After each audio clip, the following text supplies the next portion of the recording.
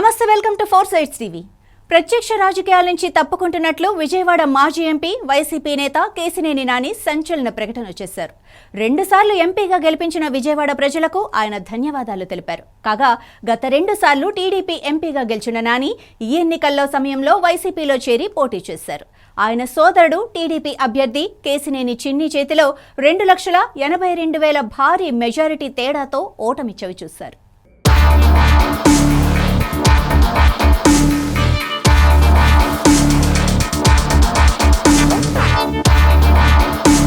ప్రత్యక్ష రాజకీయాల నుంచి తప్పుకుంటున్నట్లు విజయవాడ మాజీ ఎంపీ వైసీపీ నేత కేశినేని నాని సంచలన ప్రకటన చేశారు.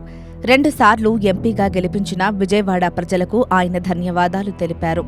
కాకతాళీయమో విధి విచిత్రమో తెలీదు కానీ రాష్ట్ర రాజకీయాల్లో క్రియాశీలకంగా వ్యవహరించిన విజయవాడ మాజీ ఎంపీలిద్దరూ అనూహ్యంగా రాజకీయ సన్యాసం పుచ్చుకున్నారు. 2004-2009 ఎన్నికల్లో కాంగ్రెస్ పార్టీ నుంచి 2 సార్లు గెలుపొందిన లగడపాటి రాజగోపాల్ రాష్ట్ర రాజకీయాల్లో సంచలన నేతగా పేరుగాంచారు.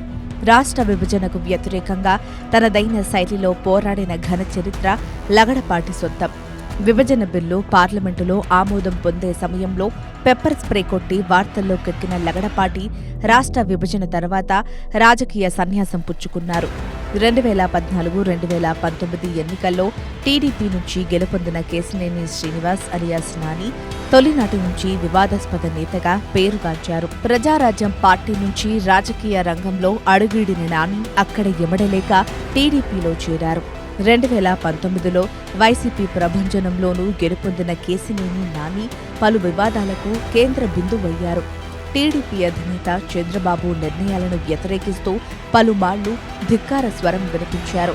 నాని ప్రవర్తనతో విసిగిపోయిన చంద్రబాబు విజయవాడ పార్లమెంటు టికెట్టును కేశినేని నాని సోదరుడు కేశినేని శివనాథ్ అలియాస్ చిన్నీకి కేటాయించారు. తదనంతరం పరిణామాల్లో నాని వైసీపీలో చేరడం, తన సోదరుడి చేతిలో ఓటమి పాలవ్వడం చకచకా జరిగిపోయాయి.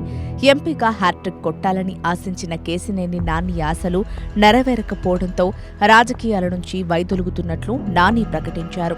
దీంతో విజయవాడ నుంచి గెలిచిన తాజా మాజీ ఎంపీలిద్దరూ రాజకీయ సన్యాసం పుచ్చుకోవడం గమనించదగ్గ విషయం.